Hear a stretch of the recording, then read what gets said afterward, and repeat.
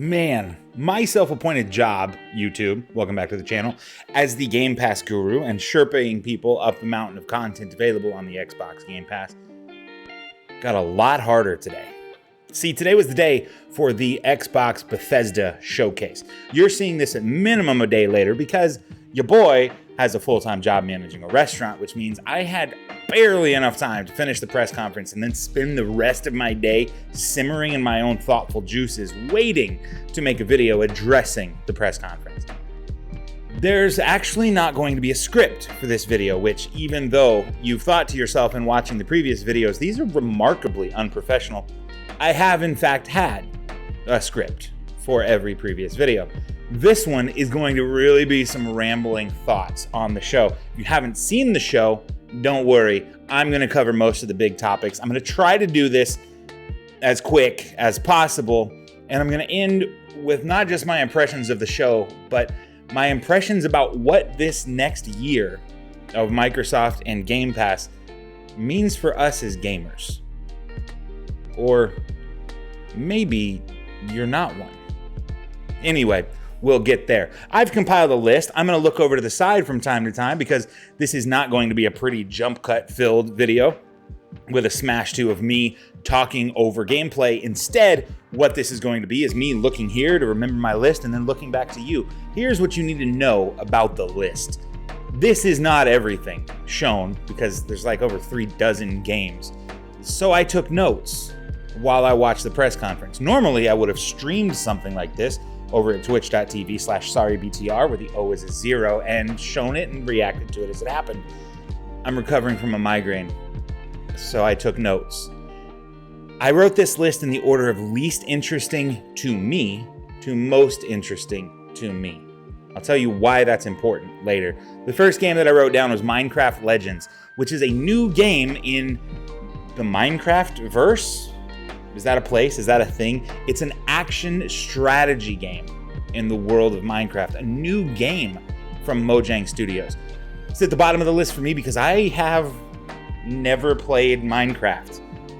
Don't at me, I'm sorry. Next up, there's Gunfire Reborn. If you've watched this channel, you know that I'm not good at roguelikes or roguelites, even though we have one coming up in an upcoming video. So make sure you subscribe to hear whether or not I'm fair when discussing games that I'm not good at and don't typically enjoy. It's a shooter of the roguelike style. Hollow Knight Silksong, the first of a long series of these games that are available day one on Game Pass. If you are a Hollow Knight fan and you think to yourself, it's been a while since I had a game that could possibly fill my 13th tape, I need another reason, there's a new Hollow Knight. So get jazzed for that. Elder Scrolls Online, I don't play. High Isle, a new setting. That's dope. Elder Scrolls has a killer lore and mythology set to it, so expanding that world, taking us somewhere we haven't been in these games that they've been making for, let's see, 73 and a half years. It's going to be pretty exciting. Fallout 76, I play Fallout, I don't play 76, but we're returning to a fan favorite location. And before you guess that it's New Vegas, Bethesda heard you and they said, well, the fans want to go back to a place that they truly loved. And so they didn't choose New Vegas. Instead, they chose the Pit, which was rad when we went there in the past. Not where I'd have chosen and not big enough for me to decide to play the online game. But if you're in Fallout 76, you're headed to the Pit, and that's rad. Grounded. You might think you've played the game, but you haven't, because it's been in early access since July 2020, and it comes out in September. What's big about this is that the limited modes that they've given you access to are now all united and all together. The game has an ending. The campaign reaches a conclusion.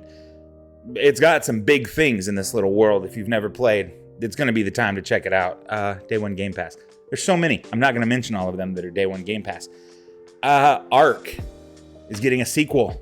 If you've ever wanted to build a civilization in a future past with dinosaurs, then this is the one for you. And this will be the family edition because it's got Vin Diesel. Fast and Furious jokes aren't cool this year? Okay, noted. After decades The Shin Megami Tensei Persona series is working its way into the Microsoft ecosystem, starting with Persona 5, the legendary game, coming to Xbox. And they're going to be releasing their way backwards. So we start getting 5, then we're going to get 4, and then we're going to get 3 portable. So all the JRPGs you could possibly want. We've got a new game called Lightyear Frontier, which is like a mech-based farming game. I guess it's like Animal Crossing and Mech Warrior set in No Man's Sky. Looks interesting. It was very pretty. An interesting sort of realism that they went for. It's not the Uncanny Valley, but it looked really cool. Pentiment. I don't know, man. Pentiment is just about the halfway point on this list for me. Unique, and boy, I don't know what it is. I get it's a narrative crime story that appears to be set in the 16th century. There was a murder. There are decisions being made. I don't know who you are. I think you're an artist. I guess we'll learn more. It was cool. The game Flight Simulator turns 40 years old. Flight Simulator is older than me. I finally found something. Isn't that crazy? I am not the oldest thing in this industry of video games. And to celebrate that, they have reached a new partnership with the National Air and Space Museum, which allows them in this game expansion that's coming out to have all kinds of new modes of transportation. We've got helicopters and biplanes. The Spirit of St. Louis has been recreated, so you can have the experience of flying, I guess, like 14 miles an hour. That's cool. Also, to celebrate the milestone, they threw in a little just for fun, and you can now fly a Halo Pelican in Flight Simulator. And it showed the Pelican in Earth orbit, which it's wild to me. That's wild. Forza Motorsports. Quite possibly, this gameplay footage that I saw from Forza Motorsports, which is all they're calling it, it has no number attached, might be the single most beautiful thing I've ever seen in the world of video games. Whether you like racing games or not, it's worth watching this trailer because I finally get why ray tracing is cool after this trailer. Watching cars pass each other and seeing the reflection of a car's decals in another car's paint is wild to me. Like on the Xbox Series S and X, no less.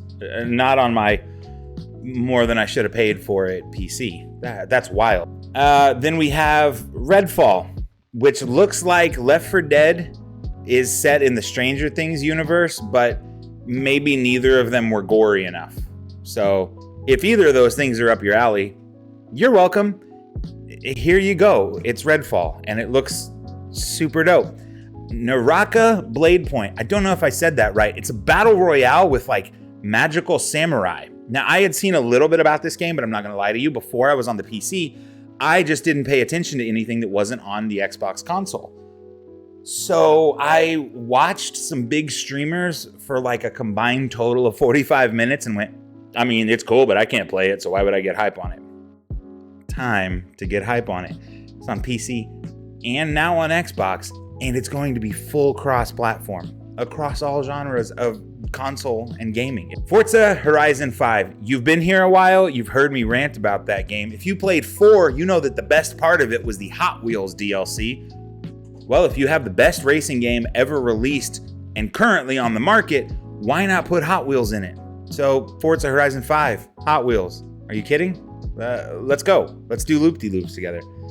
New game called High on Life from the Rick and Morty team. If you don't watch Rick and Morty, I'm actually not going to say anything toxic here because that's what you would expect from a Rick and Morty fan. But I will say Justin Roiland's voice at the start of the trailer completely sold me. I'm super about it.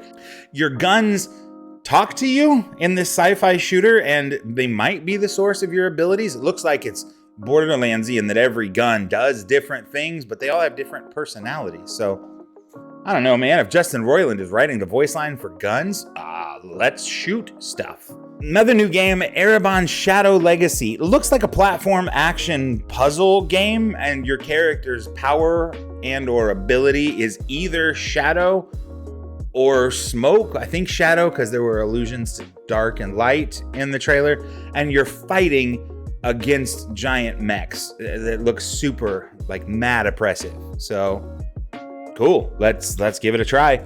Team Ninja is back, and back in a big way with Wo Long: The Fallen Dynasty, which is an action game set in the Three Kingdoms era. It looks like there might be a bit of supernatural to this, so I'm excited.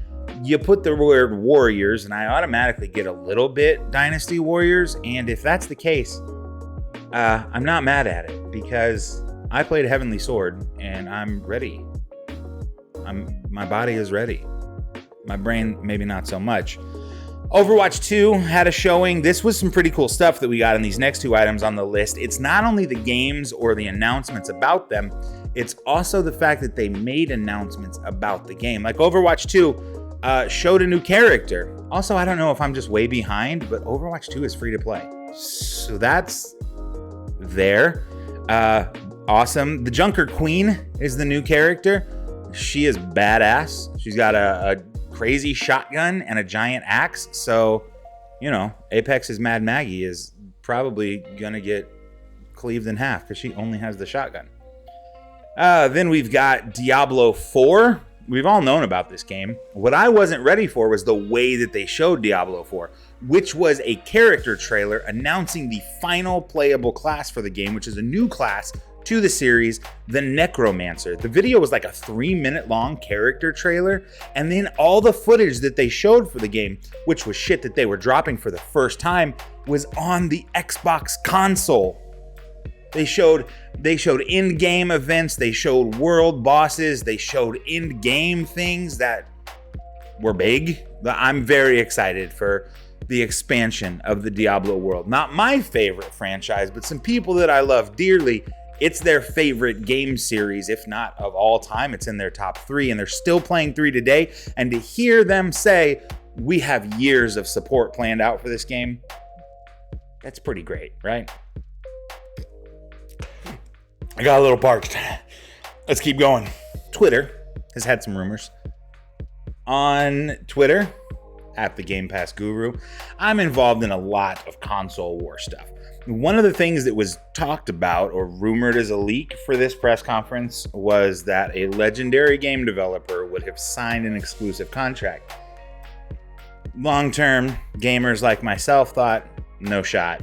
No way does that happen. And then Phil Spencer introduced Hideo Kojima, who said, hey, I don't have it ready, and I don't have anything ready to show, and I don't have anything ready to name, but I am prepared to say that my next game is exclusive to the Microsoft world, and it's the game I've always dreamed of making, and it's Microsoft's technology that's allowing me to be that creative. That's what he said. Watch his hello to all of us in the Xbox stratosphere. What? The genius of Death Stranding, of Metal Gear, of Zone of the Enders is exclusive to us? Don't mind if we do. As Dusk Falls. I don't know what this game is. It is rotoscoped, so it's like a motion comic, if you've ever experienced those, that is calling itself an interactive drama, which kind of scares me just a little, because we know that A Memoir Blue, never mind, we're not going to go back to that. It looks like this is going to be a Life is Strange Telltale Games and then some consequence and decision game. I'm very excited by the possibility of this game. It's unique. If nothing else, I've never seen a game like this. That's why it's so far down. We're almost done with my list here. Last case of Benedict Fox. To my imagination, the note that I wrote while watching this was, this looks like if the Sherlock Holmes games put their high-quality story into a Metroid game. I don't know about you. I've never played a Metroidvania game that actually had a story that seemed important, not just there to service the gameplay. At me on that one if you want, I guess. I'll not die on this hill. I could be wrong. There's a possibility. Tell me your thoughts. Flintlock, The Siege of Dawn. I'm in. I've said it before here on this channel, my cat's name is Kratos, so I've not been locked in to the Microsoft world. I love God of War, and this game looks like the Dungeons and Dragons version of God of War. We've got sword combat, we've got muskets and pistols combat, and there seems to be some magic to it. Yes, please. Yes, please. You even get an adorable looking little familiar that it seems like helps you almost fly. I'm in. I don't really want to watch much more of this or any of the other games that are from here on out because I'm sold. I don't need sold on these titles. Plague's Tale Requiem. First of all, if you haven't played the original Plague Tale, it's on Game Pass. Stop. Finish watching this video and then stop not having played Plague Tale. It's so good. And I'm not going to spoil anything here, except if you've seen even a trailer for the original. This one looks like there's a bigger focus on killing enemies. The original, your protagonist was very focused on, maybe not your choice, but it wasn't emphasized. In this one, we see some pretty ruthless stuff being discussed, as well as new mechanics that are just crawling under tables. Are you kidding me? Let's go. Scorn. Okay, if you played Dead Space and thought what this needs is more gore, specifically gore from David Cronenberg, Scorn exists. I cannot wait to gross you out with this game in a future video. I just can't wait. And finally, we got to see Starfield. I have not read any reactions. I have not watched any other YouTubers because I've been thinking about this press conference my entire shift. I don't see a way you can hate on Starfield. I just don't. I can understand jealousy for sure. I'm not here touting console exclusives. I'm talking about a press conference. Starfield looks phenomenal. It's Elder Scrolls in space. Right under Forza Motorsports, this might be the prettiest action-style RPG game I've ever seen. Transition of viewpoints between first and third in the game was stunning, to be completely honest. It was just stunning. The character customization to make the player the way you want it to be was a bit overwhelming. And then they told us there's 1,000 discoverable planets. Is it any wonder this game has taken so long? And can a hater really have a genuine argument against it? I'm sad that not everyone will get an opportunity to play Starfield after seeing the trailer. The final thing for me, which is fascinating, is I've had a bit of a hard time playing just my Xbox games in my limited playtime. I've discussed my love for Apex. I have finally been suckered into the vortex that is Valorant. We had a partnership announced today with Riot Games and Microsoft, which will have all of their biggest titles between League of Legends, Wild Rift, and Valorant, all available, and all with all characters unlocked.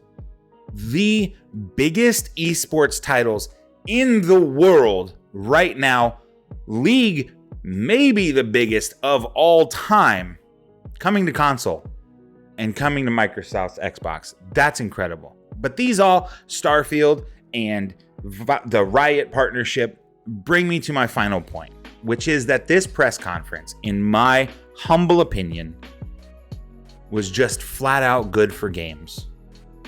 I might have missed your future favorite game in this press conference, so go watch the rest of it. Look for yourself. There's over 36 games announced in an hour, all with gameplay trailer. That's huge. All these games are guaranteed release scheduled window in the next 12 months. That's huge. That's huge. And here's the reason that this is good for all of us. If you watched any of the press conferences between any of these developers or systems and thought to yourself, well, that sucks. It's only on this console and it's not my console. The only reason you'd be participating in a console war in 2022 and beyond is because you're scared that you bought the wrong one. Buy a console for the games that you like, the controller you like, whatever that is, and then hope that everybody gets the best games possible. You know, more than 2/3 of this game list that I have here are games that I'm never going to touch. And if I do touch it, it's because it's new and I have a YouTube channel about Game Pass. None of these games, except for maybe the last 6, 7, have me excited. What is exciting to me is that we have 36 games being announced for this console, most of which come to Game Pass in the next year. The value and quality that we are getting as gamers in 2022 and beyond is quite frankly intoxicating. Microsoft and the Game Pass, Sony and their new attempt at a similar model is just good for all of us. It's good for the developers because these teams are being given game preview status like Grounded, which allows a game to grow forever and then allow it to grow into what it wants to become. Season 7 of Sea of Thieves was shown, and that game is almost unrecognizable from where it launched at because Game Pass and Microsoft have given them so much room to grow. There are dozens of independent studio games being shown in today's press conference that it is beautiful to see the growth and imagination that's being encouraged by the fact that for $15 a month, we get hundreds of games, including AAA and past titles that we know we're gonna like. And at worst case, we get to click install and go, well, this one's not for me. Meanwhile, that might be someone else's favorite game. This is a beautiful time to be a nerd. It's a beautiful time to be a gamer. And if you have the time for console wars, I just don't have the time for you. Thank you so much for watching this video. Thank you for liking and subscribing because you made it to this point in my longest video ever. I assume you got something out of it. Thank you so much for joining. I will be back hopefully later this week with even more gameplay footage because this is the special episode. But either way, I'll be back with the next one before you know it. See ya!